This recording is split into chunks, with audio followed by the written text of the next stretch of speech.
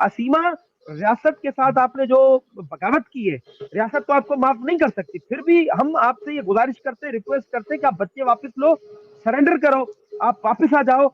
आपकी तरफ से रोशन अली अजीम केस लड़ेगा, आपकी तरफ से हम रियासत से बात करेंगे। एपी सिंह साहब, अगर आप, मुझे पता है आप हमारी बात सुनते हैं एपी सिंह साहब, और आपने ये कहा था तमाम हिंदुस्तान के लोगों से कि मैं राम मंदिर के निर्माण से पहले हिंदुस्तान में नागरिकता दिलाऊंगा सीमा को। अब ना आप नागरिकता दिला सके सीमा को, अभी कोई 14 से 15 16 दिन है, न जो है आप सोनिया अख्तर को उसका घर दिला सके, ना उसका पति दिला सके। आप एक किस्म के झूठे हो, मक्कार हो, आपकी मक्कारता पूरी हिंदुस्तान को पता है, सबको पता है। आपका झूठ जो है सबके ऊपर जाहिर हो चुका है। अब जबकि राम मंदिर के निर्माण से पहले आपका वादा था कि सीमा को नागरिकता मिलेगी, वो नागरिकता तो आप नहीं दिलवा सके। लेकिन अब जो है, अब आपके पास कुछ नहीं बचा है। अब आपके पास सिर्फ ये बहाना बचा है कि पाकिस्तान में डॉक्यूमेंट भेजे गए, वो वेरिफिकेशन नहीं हो पाए। भाई क्या डॉक्यूमेंट्स आपको वेरीफाई करने हैं? सीमा हैदर एडमिटेडली पाकिस्तान की है। हमने सीमा हैदर का शनाख्ती कार्ड जाहिर किया, हमने सीमा हैदर की फैमिली ट्री गुलाम हैदर के साथ, बच्चों के साथ जाहिर की, हमने सीमा हैदर की गुलाम हैदर के साथ मैरिज सर्टिफिकेट जाहिर किया, पासपोर्ट जाहिर किया, एयर टिकट जाहिर किया। पाकिस्तान में जो हमने जो सीआरपीसी की 155 का जो केस दाखिल किया, हमने वो जाहिर किया। ये सब इस बात का सबूत है कि सीमा हैदर पाकिस्तान की। आप हिंदुस्तान के लोगों को झूठ नहीं बोल सकते कि पाकिस्तान डॉक्यूमेंट्स भेजे हैं, वो वेरिफिकेशन होने जा रहे हैं। पाकिस्तान में कोई डॉक्यूमेंट्स वेरिफिकेशन के लिए नहीं आया है, नहीं वेरिफिकेशन के लिए डॉक्यूमेंट्स आया है, नहीं होने जा रहा है।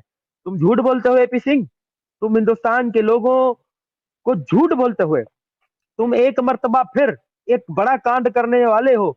जो पहले तुमने कांड निर्भया केस का किया, अब दो तुम कांड करने वाले हो, एक सीमा हैदर का, दूसरा सोनिया अख्तर का। ये केस तुमसे हल होने वाले नहीं है।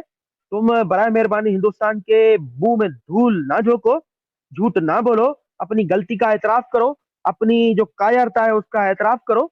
रोशन भाई, एक छोटा सा जी सवाल मेरा भी है कि जी आप तो जी। जीत चुके हैं। आप जीत चुके हैं। अल्हम्दुलिल्लाह, हम सबकी जीत आज है, मैं हम एक सबकी जीत इंटरव्यू है। इंटरव्यू सुन रहा था। बीजेपी का बड़ा नेता है एक, प्रेम शुक्ला।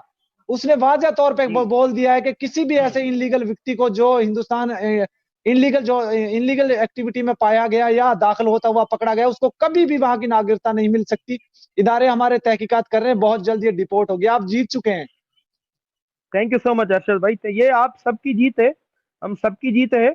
और ये भगोड़ी जो है ये पाकिस्तान की जेल में होगी। अव्वल तो हिंदुस्तान की जेल में होगी सेक्शन 14, और उसके बाद पाकिस्तान के जेल में होगी इंशाल्लाह। ये खुशखबरी खुशखबरी ये बताना चाहते हैं कि ये प्रेग्नेंट है।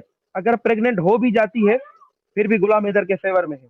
अगर जब केस दाखिल होगा हिंदुस्तान की अदालतों में, तो वहां पे ये पिली ली जाएगी कि भाई तुम्हें जो प्यार था, तुम्हें जो इश्क था, तुम्हें जो मोहब्बत थी सकीन मीणा से, उससे तो आपको बच्चा हो चुका, अब किसी और के बच्चे तो वापस करो। तो ये खुशखबरी जो है, ये अगर प्रेग्नेंट हो भी जाती है सीमा हैदर, ऐसी इस उम्र में उसका प्रेग्नेंट होना बड़ा मुश्किल है, फिर भी हो जाती है अगर, तो भी गुलाम हैदर के लिए खुशखबरी है। कैसे? कि बच्चों का केस गुलाम हैदर का मजबूत होगा, गुलाम हैदर के फेवर में होगा, बच्चे गुलाम हैदर को मिलेंगे। तो ये अहमकों की जन्नत में रहते हैं। ये एपी सिंह जो है ये बड़ा अहमक इंसान है। ये पब्लिक स्टंट कर रहा है, इसको पब्लिसिटी वाला ही केस चाहिए। सीमा हैदर के केस में हाथ डाला, सोनिया अख्तर के केस में डाला हाथ, अब अंजू के केस में भी ये जो फराटे मार रहा है, ये मक्खियां गंद पर नहीं भू भू कर रही होती हैं, ऐसे अंजू के केस में भी भू भू करता हुआ नजर आता है। लेकिन अंजू का जो शोहर है इसको लिफ्ट नहीं कराता। ये अब जाएगा अंजू के शोहर के घर में जाएगा कि ये कैसे अंजू का केस भी अपने हाथ में ले, तो ये भी पब्लिसिटी इसको मिले।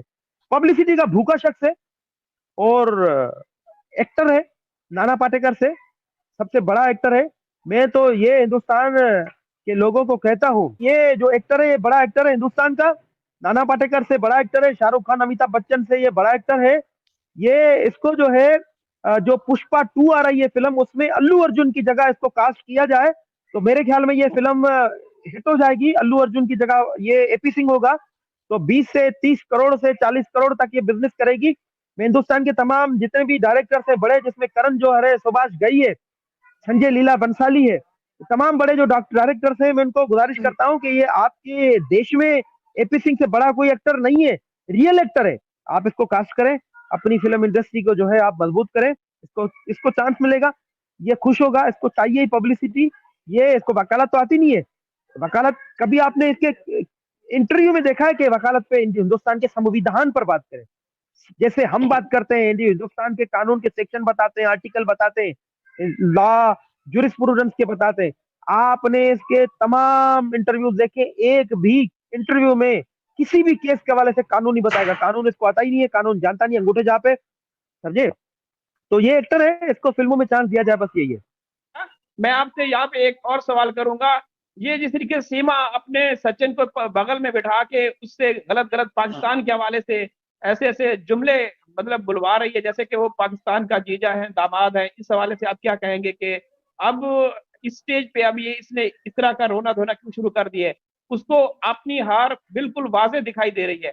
आप जो कर रहे हैं उस हवाले से भी वो बाखबर हो चुके हैं और बुखलाहट का शिकार है। देखिए, पहले खुश थी, पहले जी। बड़ी खुश थी सचिन के साथ, जिंदगी के मजे थे इसके, और रंगरलियां मना रही थी इसके सचिन के साथ।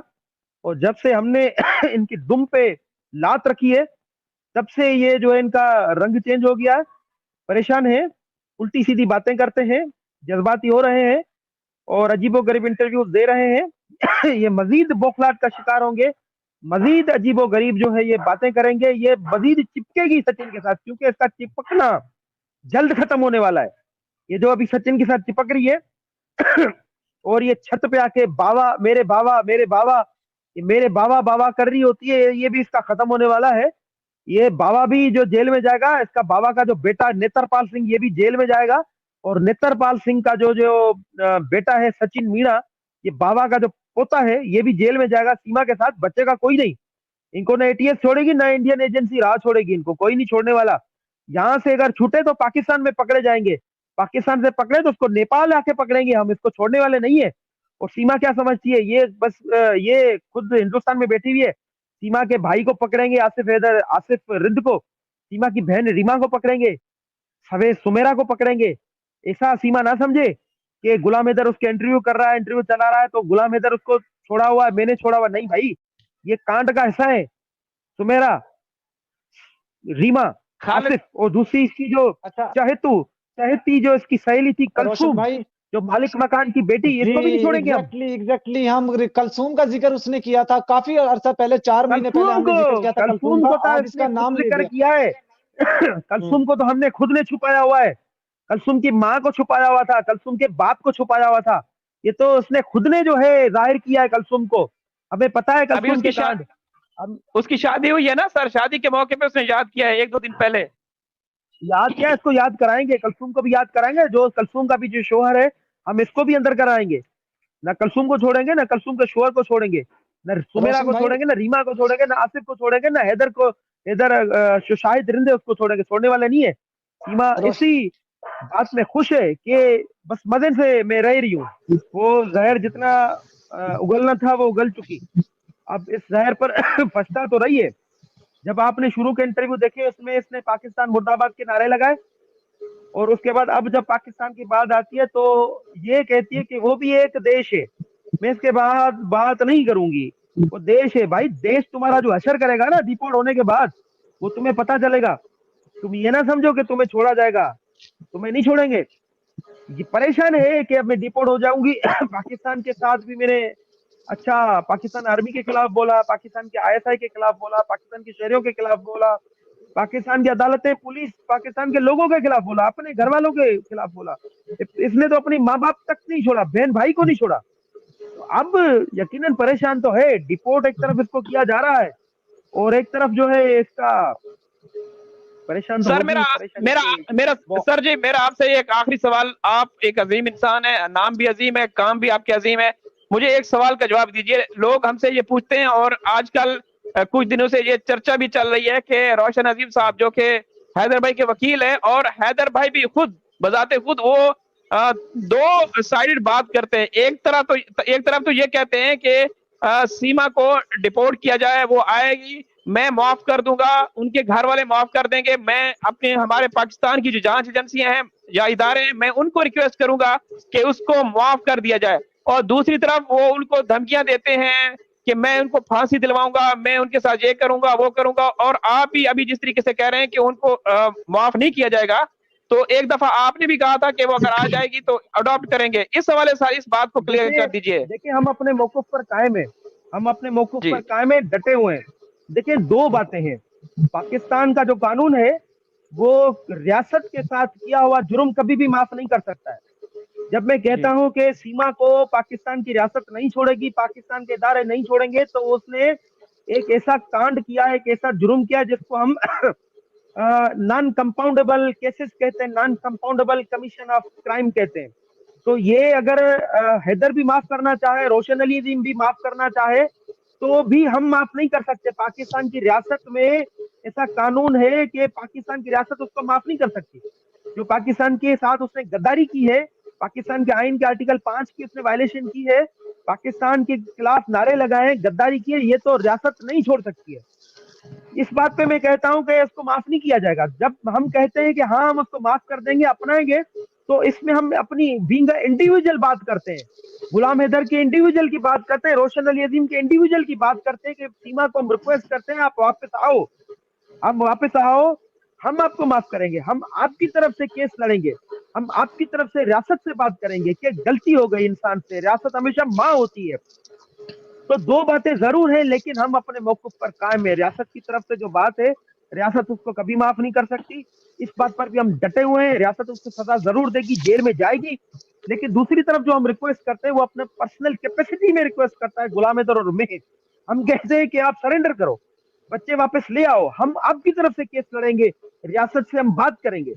ये दोनों बातों को अगर आप समझ चुके हो तो या मैं सही समझा सका हूं आपको, तो बिल्कुल ये आप समझ गए होंगे कि मैं क्या कहना चाह रहा हूँ। मैं सीमा को एक बार फिर रिक्वेस्ट करता हूँ कि सीमा, रियासत के साथ आपने जो बगावत की है, रियासत तो आपको माफ नहीं कर सकती, फिर भी हम आपसे ये गुजारिश करते हैं, रिक्वेस्ट करते हैं कि आप बच्चे वापस लो, सरेंडर करो, आप वापस आ जाओ।